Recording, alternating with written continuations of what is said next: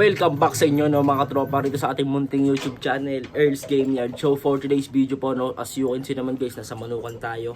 So for today's video ang content po natin is tuturuan ko po kayo kung paano gumamot ng halak ng manok. So bago yan, just subscribe and turn on the notification bell button para lagi kayong updated kada may bago tayong palabas na video. By the way guys no, papakita ko muna sa inyo yung mga manok natin na bago, baka bagong dating po nating manok. So yan mga puro pambenta po yan, pambenta no. So ito po si Boston Notch no, yung palahi natin. So siya na lang po yung natitira no. So yung whitey natin is nabili na. At nanalo na po si whitey. Yung open air na kapatid niya no mga tropa, sa hindi nakakaalam.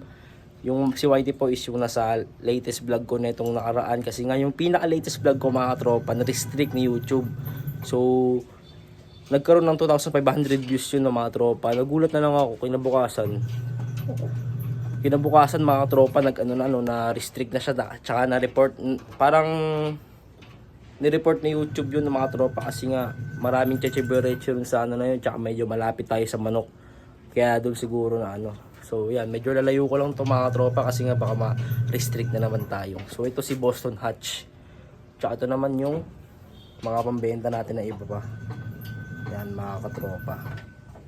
So yun na mga tropa, i-share ko po sa inyo kung anong na-experience ko na itong mga fast weeks no, kasi mga tropa, bago itong mga dumating dito mga tropa, may iba pa akong manok na nandito.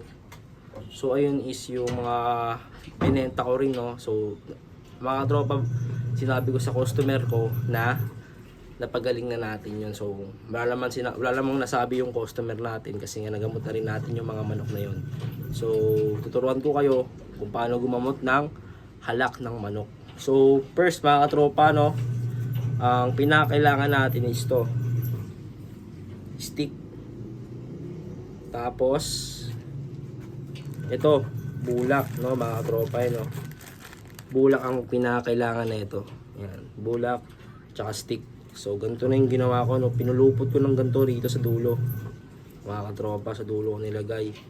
Tapos ito na yung ipang-aano ko sa lalamunan ng mga manok natin no, kasi nga hanggang kahit sobrang haba mga tropa, goods na goods yun, kasi nga ayun talaga yung pinakagamot no, pinaka separate talaga na gamot sa mga manok natin na napakatagal na yung kumbaga na sila, sobrang na yung nila, naglalaway, patatilak nila, kalampaos, halak na yun mga tropa. Tapos kada hawakan mo sila parang parang umuubo, ganun yun mga tropa, halak na po yan. So ang gamot po sa halak is ito.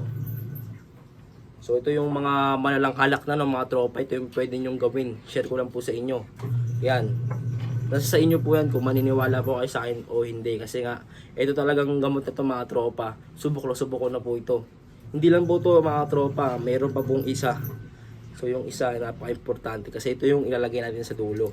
So ito yung ginagamit ko mga katropa no, Bactidol mouthwash mga katropa, sa bibig ng tao. Pantao po ito mga katropa, kahit ano pong klaseng mouthwash yan. Pero ang ginagamit ko kasi malakas mga tropa, Bactidol talaga. So yan, ilulublob ko lang po rito mga tropa, ilulublob ko lang po ito sa Bactidol. Tapos pipigap-pagayin ng konti para hindi mabasa-basa. Tapos doon na po isasaksak sa lalamunan ng manok natin. Yun lang po mga tropa.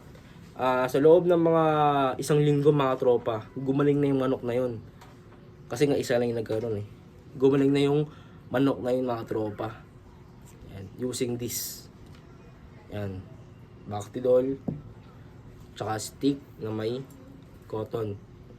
Yan mga tropa. Tapos pakatapos ton mga tropa, kada kinagabihan, nagtutulak tayo ng Spectromax, yan L-Spec. L-Spec yung tinuturok natin. So paubos na nga po yung L-Spec natin Yan. Yan. Ito lang po yung gamot. Napakasimpleng gamot lang po, pero subok na subok. Yan mga tropa. By the way mga tropa no, bago matapos yung video natin, so mabilis ang video nga lang po ito. May separate vlog po tayo rito sa mga manok natin na pambenta. So mamaya mag-vlog po tayo ulit. Yan. Pati si Boston Hatch mga tropa, ibibenta ko na rin, kasi nga need natin ng pera ngayon no. Kasi nga bayaran na po sa school, para may pambayad tayo sa school natin mga tropa. Sa mga gusto lang PM lang po sa inyo. May page po tayo. Yan, Messenger. PM nyo na lang po ko dyan. Yan. May mga ispar po yan mga katropa. Yan, mga pungos na po yan. Tsaka mga tropa, mga bulustag na po ito mga to. Yan. So yun ang mga tropa, nandito na lang po muna yung video natin sa ngayon. So ito na po, ito yung gamot. Yan, Bactidol. Again po lista nyo po para hindi nyo pa makalimutan. Bactidol, tsaka stick na may bulak, at tsaka L-Spec. Ito yung ginamot ko sa loob ng isang linggo, no.